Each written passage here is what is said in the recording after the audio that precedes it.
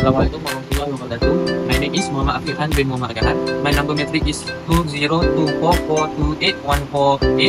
Okay, so today me and my friend are going to introduce to you guys and explain how this machine works. This machine name is Power and Thermal Engine Efficiency.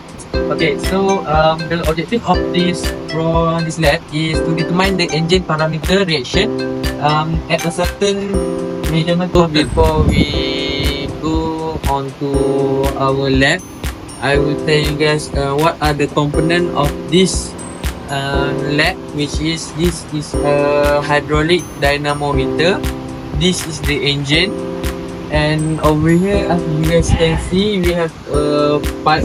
This is a speed meter, this is a torque meter, while this is a airflow pipe that contain oil. This is the oil tank. Welcome back. This is me. My name is Izzat Izani bin Iswandi, and my matrix number is 2024213 and 286. And today, before we run this experiment, we need to ensure our speed, which is on 4000 RPM, and we need to measure the torque and the fuel consumption for 8 milliliter. So without further ado, let's jump into the experiment. Alright, some disclaimer. The technician just help us to turn on the machine. Thank you, Dr. Yusli, Dr. Marhazi, and Encik Wan for allowing my friend and I to conduct this experiment.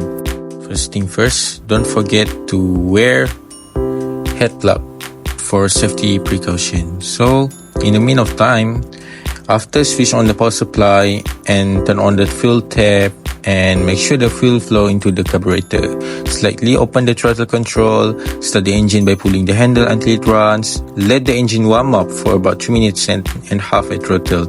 Then open the throttle fully to run at maximum power. When the engine is steady, record the speed, torque, and time it takes to use 8 milliliter of water. Slowly adjust water flow in the dynamometer to lower the engine speed step by step. Repeat the reading for at least 5 different speeds. So, this is when we record the fuel consumption for 8 milliliter.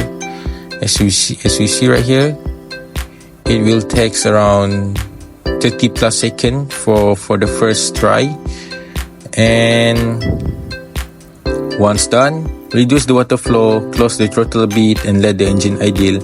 Let it run for a few more minutes. Finally, close the throttle to stop the engine. So this is the data that we record in the experiment of power and thermal engine efficiency. The engine type is push-through, the fuel that we use is petrol, and specific gravity is 0.4. From the experiment, we already record the speed and fuel, time for 8 ml, and torque.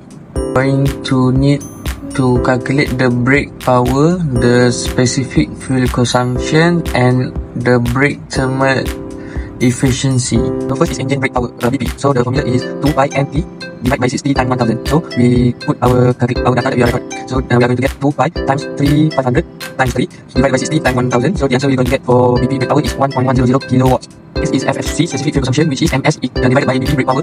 But before we get FSC, we need to calculate MS first. MS, which is SG, which is specific gravity of petrol, which are 0.74 times 8 times 10 power negative 3 divided by P time. And then when we get the answer of the MS, which is 0.693, we can divide by brake power that we get, which is 1.100. And then we're going to get the answer is 0.630 kilowatt per hour. The last one is brake thermal efficiency, which is BP divided by MS times CV times 3600 times 100. The CV is calorific value, which is 42000 kilojoule per kilogram. So we're going to get 1.100 divided by 0.693 times CV, which is calorific value, is 42000 times 3600 times 100%. So the answer we get is 13.16%. At this point, and that means the engine will work at its best and use less fuel consumption and run at optimal range. Okay, so I'm going to tell about the conclusion. So based on this lab, the conclusion that I get is the experiment show that the engine perform best at a certain speed range applied in real world, which is when we use our car.